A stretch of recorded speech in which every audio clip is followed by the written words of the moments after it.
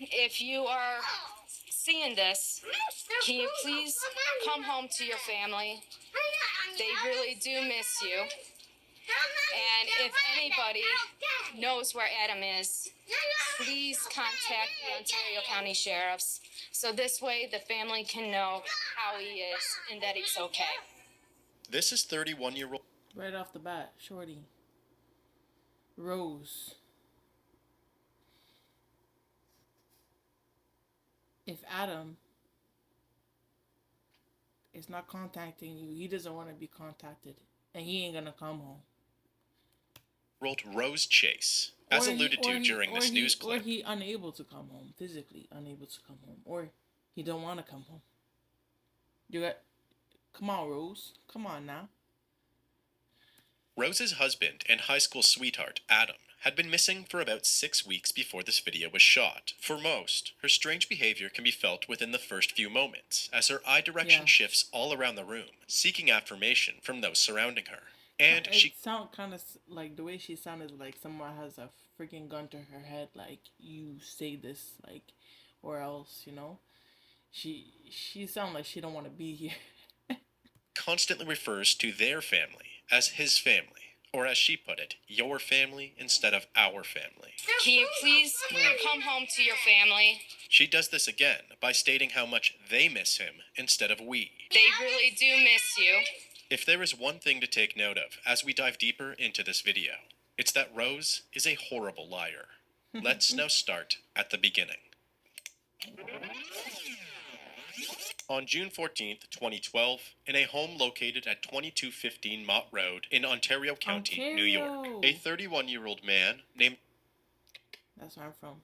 Adam Chase and his wife Rose both stayed home from work as they needed time to work on their marriage following a very serious disagreement. During that evening, Adam stopped replying to texts and phone calls from his friends and family. His lack of response continues into the following day, and his mother becomes increasingly concerned. Adam's mother then calls Rose and asks if she knows where Adam is. Rose replies that she and Adam had gotten into an argument, which started to get physical. Adam had accused her of cheating on him, and then stormed out of the house on foot. He didn't take his phone, wallet, or vehicle with him, and said to Rose on his way out.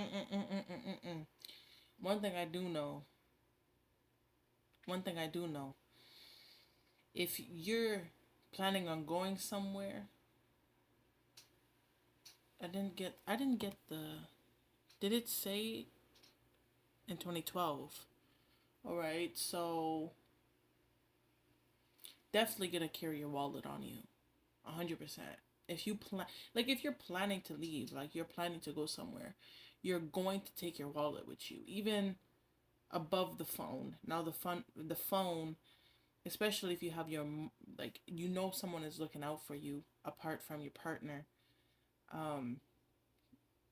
you're gonna take your phone, you're gonna take your wallet intentionally. So either he was so discombobulated, that's a big word, that he just, I need to leave, I need to go now, or something else happened. Something else happened involving Miss Rose. We will never see him again. Rose also explained that she had felt that Adam was bluffing and that he would obviously come back later that evening, since the two have a 4-year-old son together named Tristan. Adam's mom, Sylvia, found this narrative quite strange and immediately called the police to report Adam missing. She tells the police that in the week before Adam went missing, she was sent a picture of Rose cheating on Adam with another man. She confronted Rose about this picture, and Rose denied having the affair, stating that the man in the picture was just a friend, a gay friend. When Rose wouldn't own up to it, Sylvia... To be fair, she didn't look like she was, like, involved with him. But yeah, because of that, because she was, like, you know, arms crossed, but he had his arm over hers, so there's the question. If she was just sitting normally, then it's like, could have just been somebody from the park sitting down next to her, you don't know. then sent the picture to her son Adam just 2 days before he went missing on June 12th. The day after filing the report, on June 16th, 2012, two investigators followed up by visiting the home of Adam and Rose. Rose answered the door, and the two officers briefly interviewed her regarding the argument and Adam's potential whereabouts. Rose tells these officers the same story that she told to Adam's mom, but this time with slightly more information. She now says that Adam had approached her regarding the picture that he was given of Rose cheating with this other man named Mark, as the two sat on a bench at a nearby park. Rose confirmed that she was in fact having an affair, and that it was Adam's fault, as all he would ever do was play video games and watch TV, neglecting their relationship and not giving her enough attention. During this argument, Adam brought up his concern regarding whether or not their son was biologically his. Rose then told Adam that she was confident that it was not his son, so Adam became enraged, punched a hole in the wall, and stormed out. She repeated that Adam left on foot. He did not bring any belongings with him. Stop getting the children involved in this shit. You're a bad partner to have. Whatever the case is, sure, but stop getting the children involved. Oh. That's crazy to say that he's not his. What does that even mean? Like, I mean, like, I know what it means. But, like, I never understood that. Like, is she being for real, or she's just poking the bear? Him, and that he said that she would never see him again. Although quite suspicious, investigators chalked this up as no marriage is perfect and continued on their way. They returned to the house 2 days later, on June 18th. This time, they brought a cadaver dog with them. They asked Rose if they can search the premises, and Rose reluctantly agreed. They walked through the main floor and the upstairs bedrooms, taking note of how messy and unorganized the home appeared to be. There was a different smell emanating from each room, but the worst smell of all came from the basement. The cadaver dog also seemed to signal that it believed something was downstairs. As they enter the basement, Rose explains that the putrid smell was coming from dead rats that constantly break in, eat rat poison, and die throughout the basement. She also stated that there were several bags of rotting garbage stacked up down there that were definitely contributing to the smell. Why? The officers walk through the basement and do in fact... Why is there garbage stacked up down there? Why, Rose? Why? You don't have respect for your home, for your kid? And this whole rat thing, man, killing rats with poison in your, at least you gotta distribute, like you gotta get rid of them. Like, if you're gonna do that, you can't just, oh, that's nasty.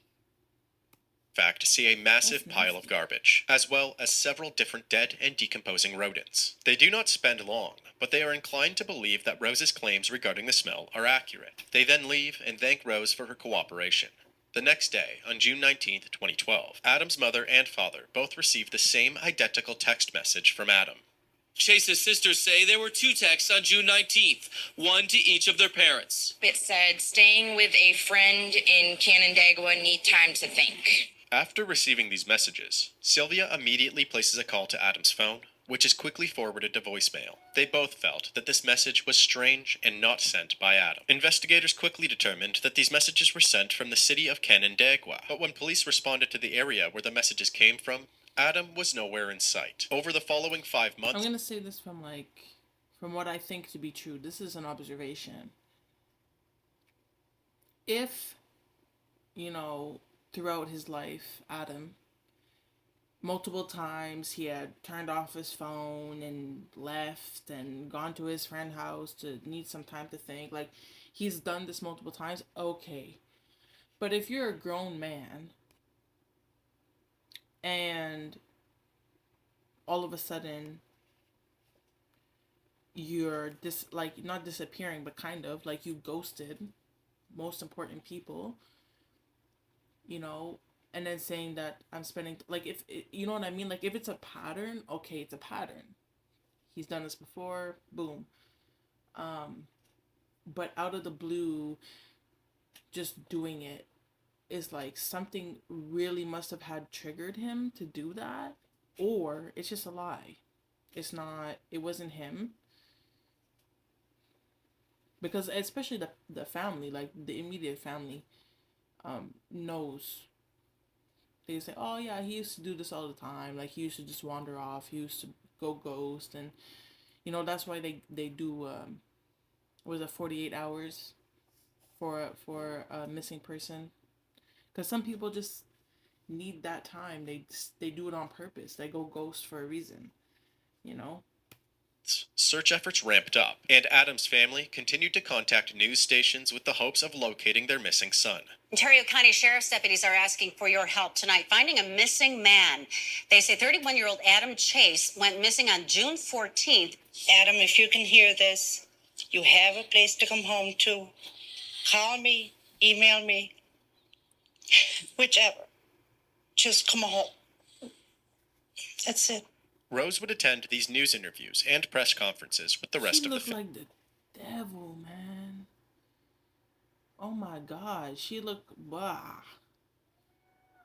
family. However, she always appeared uninterested or just plain over it. It was also around the time of this particular press conference that Rose stated that the man that she was seen kissing in the photograph was now her new full-time boyfriend. He had even moved into the house where Rose and Adam had lived. This did not go unnoticed, and Adam's family became even more determined to link his disappearance to Rose, as they all felt that she had become distant and was not putting any energy into helping locate him. So in November of 2012, they went on to hire a family friend and private investigator named Rodney G. Miller to help with the case. Rodney's first course of action was to speak directly with Rose. So in mid-November, he visits Rose at home and introduces himself. He asks if she has any information that could possibly help him. And she seems withdrawn while replying that she told investigators everything that she knows. Rodney then asks if he can walk through the house. Rose agrees, and Rodney walks through the entire home, also noticing how filthy it really was. In the basement, he also notices the distinct odor of decomposition. Rose tells him the exact same story about the dead rats and old garbage. Rodney reluctantly believes her story and then leaves the house. On his way out of the house, he walked past a living room where a TV was turned on. He sees that Rose's boyfriend was relaxing on the couch and watching TV, seemingly very comfortable. Rodney then warns Rose that if Adam were to ever return home to that man living in his house, he won't be very happy, and it could even lead to violence between the two men. Rose then replies that she was done with Adam. She did not want him back even if he did come home. She was sick of him. Rodney found this response quite strange, but continued on his way out of the house. As he returned... Yeah, from the outside, it seems strange. When you don't, someone at home, someone personally is different than what the family sees, and that can go either way. You know what I mean? That can go either way.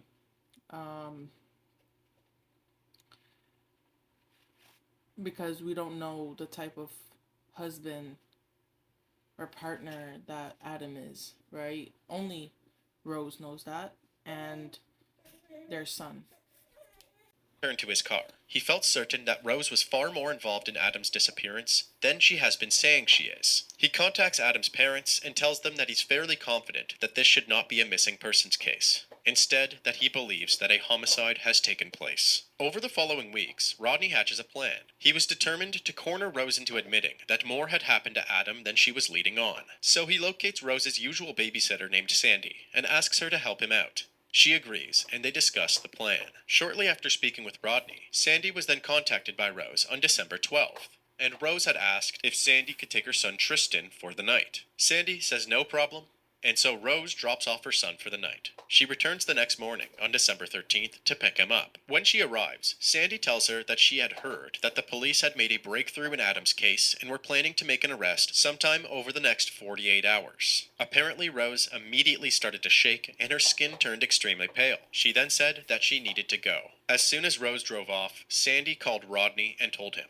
"This is the time, go now."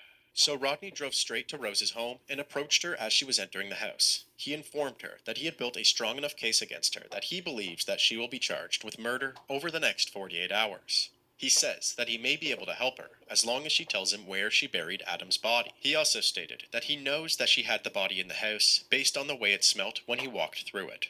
Rose replied, "I didn't bury it.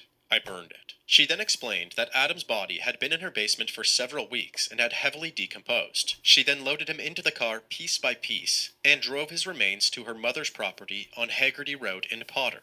Yates County. She had actually transported these remains with their 4-year-old son in the vehicle. Rodney Miller then immediately contacted the police and informed them of this breakthrough. The police rushed to the Haggerty Road property and located several bones scattered throughout the burn pit. Rose was quickly apprehended and transported back to the Ontario County Police Station, where she took part in an interview. The first thing that investigators wanted to know is where Adam's body was when they walked through the home with the cadaver dog.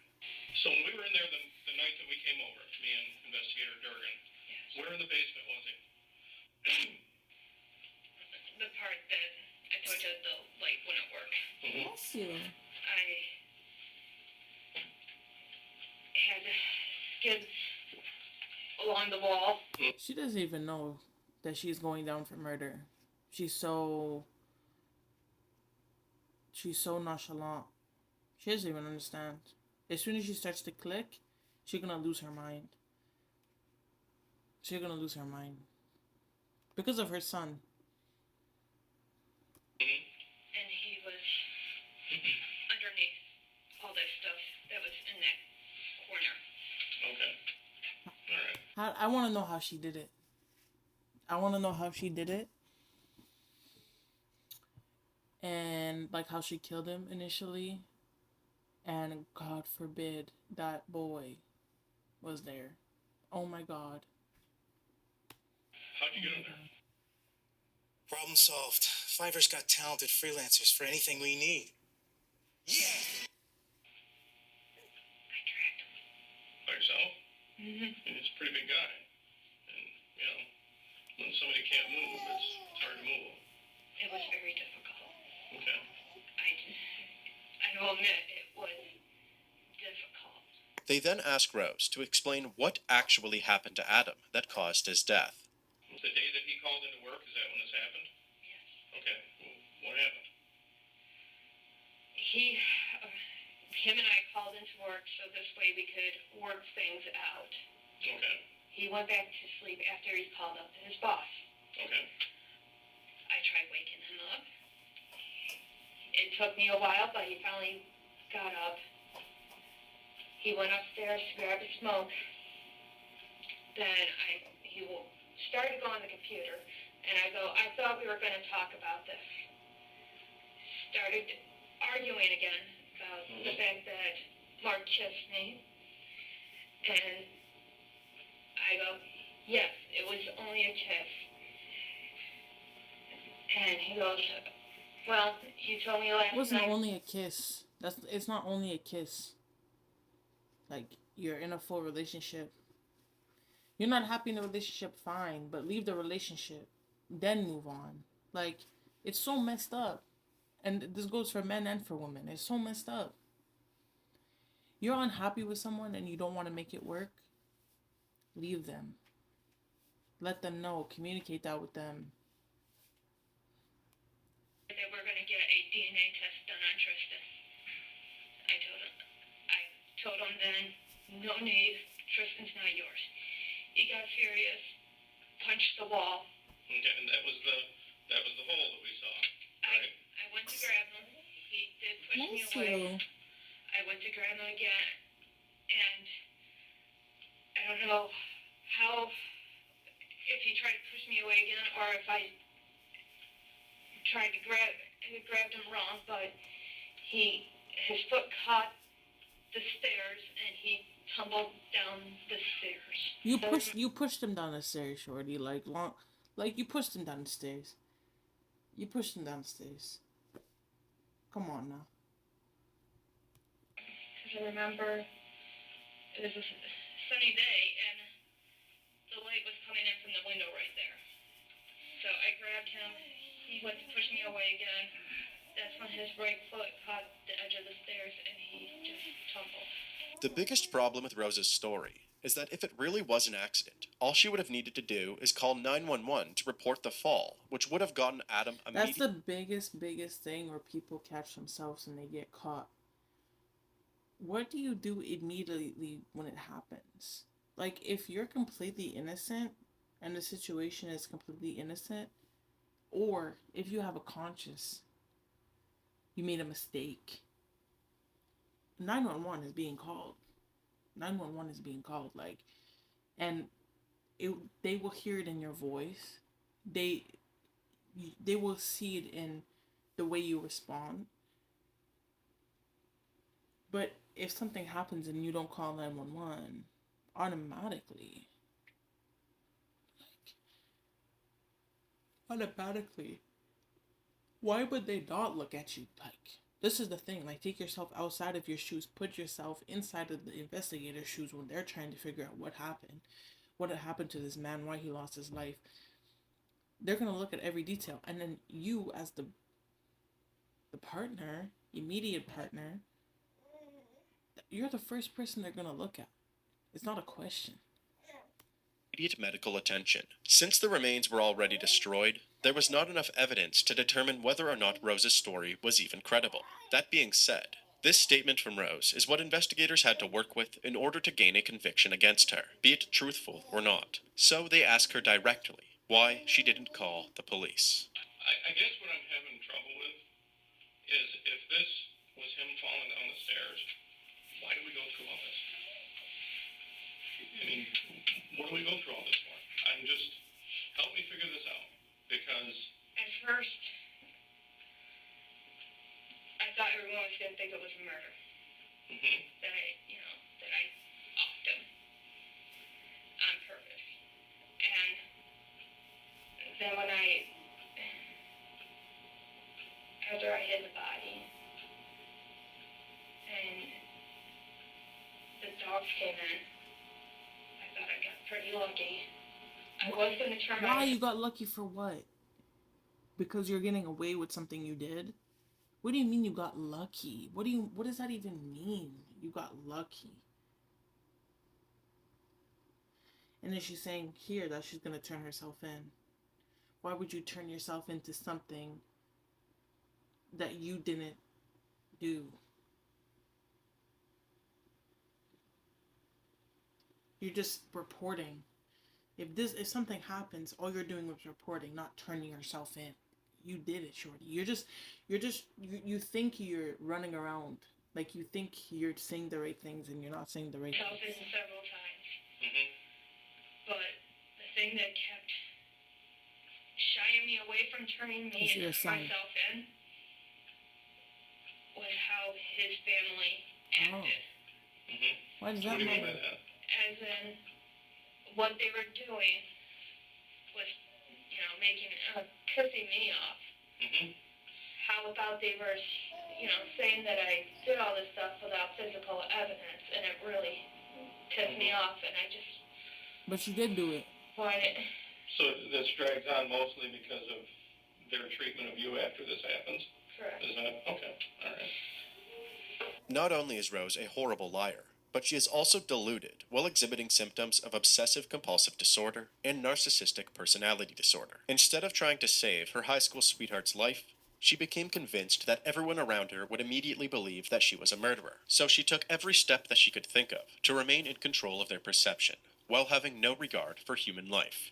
When Adam's family saw through her lies and began to believe that Rose did in fact murder their son, she acted resentfully and took whatever steps she felt could negate their beliefs. During all of this, one thing that investigators could confirm was that Rose did in fact go to extremes in order to dispose of her husband's body. When you were taking him out of the house, did you cut him up or anything? Did you need any tools or anything, or? No. Because if you did, where would those be? He just fell apart. Okay. All right. How long had he been there? He'd been there about 6 to 8 weeks. Okay. Following this interview, Rose was charged with second-degree murder, tampering with evidence, and endangering the welfare of a child. Throughout her court proceedings, she stuck to her claims that Adam's death had happened as the result of an accident, and that Adam had died when he fell down the first set of stairs. Although she admitted to pushing him down the second set of stairs into the basement, she stated that she was confident he had already died from the first accidental fall before she did so. Rose claims that she then covered his body up with a blue kiddie pool and then I don't stacked know. I'm trying to think because the specific area in Ontario, not aware of that area, but I don't know. Her and Adam, they kind of look familiar, as if like I saw them in the news or something. I don't know. It's kind of tripping me out a little bit. and several bags of garbage on It top was of it. 2012. I mean, I was kind of young. I was born in 2001, so, you know, I was 11, so I was young, but doesn't mean I could have not seen it. I don't know, they both kind of seem familiar in a weird way. Adam's body was still in this position during the initial search, while investigators were accompanied by the cadaver dog. Rose's trial began in October of 2013. During the prosecution's opening statement, Ontario County District Attorney R. Michael Tantillo told the jurors that as they hear the evidence and view the video of Rose's interrogation, it will become crystal clear that this was no accident. Instead, it was a crime of passion I'm not gonna lie. The downstairs situation could have, like, if we're being gentle here, if we're being considerate, if for what reason I don't know, that could have been an accident for sure, but it's what you did after that just made you a murderer, because it's like you didn't have no sympathy, no empathy for the situation. Instead, you were very, very selfish, and it's like that alone makes you the judges and the investigators look at you like, whoa, that's almost just as crazy as you actually committing the murder. Because let's say he had passed away. Let's say it was an accident, and you did nothing about it. You kept him in your home in the basement where your son is there, waited for him to decompose. You could smell. Rose chose not to call for medical assistance. Then she took the steps to cover up his death and dispose of his body. During the defense's opening statement, Public Defender Leanne Labb urged the jurors to keep an open mind and not jump to any conclusions, proclaiming that what happened to Adam was an accident and Rose made a mistake by believing she could not call for help. She said, "There's a big picture. It's not just about Adam Chase. It's about a marriage. It's about a family. And yes, it's about Rose Chase, whatever that means." The trial lasted 2 weeks. However, the jury only needed 4 hours of deliberation before reaching a verdict. The jury actually deliberated a total of only just about 4 hours, or a little bit more than 4 hours. So that suggests to us that they felt the case was pretty strong and probably moved toward the verdict that they returned pretty quickly. Without Rodney, we wouldn't be here today. Why do you think that? Because he's the one who found him. He never gave up.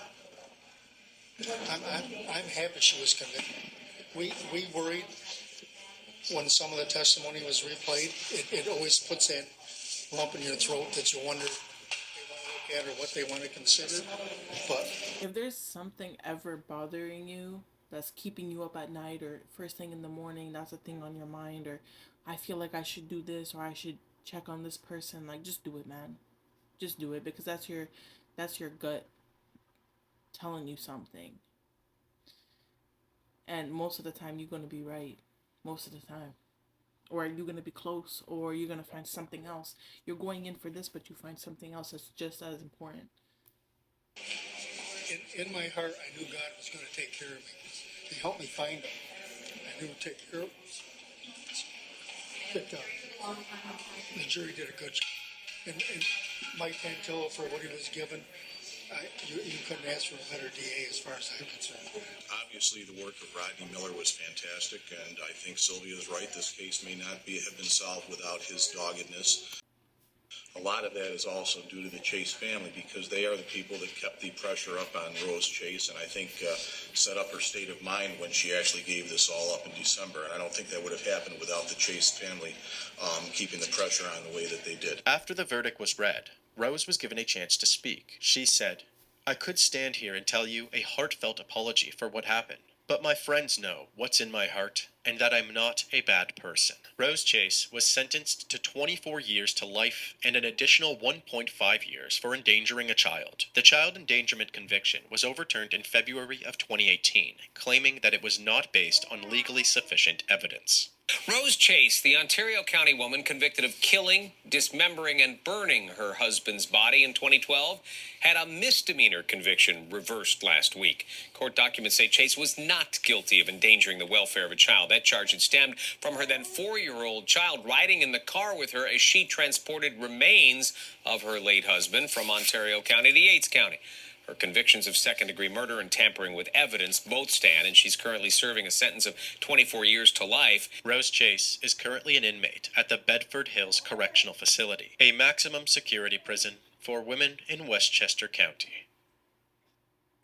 Westchester. I don't know what that is. I want the public to know it just wasn't me. I mean, Jessica, Sylvia, Becky, neighbors, friends, anybody that had something. How did you get her to confess? Through Sandy Armisen and the game. Been a long time coming, yes. Very difficult to get through. But Mr. Tantillo and Mrs. Hines, they did an awesome job. Awesome. Call it mother's intuition, but I knew something was definitely wrong. My son always called me when something was up. Always. Either me or his dad. My son could rest. Oh, poor mama.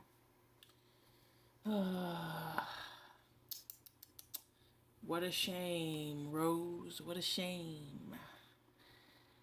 What a shame, Rose. What a shame.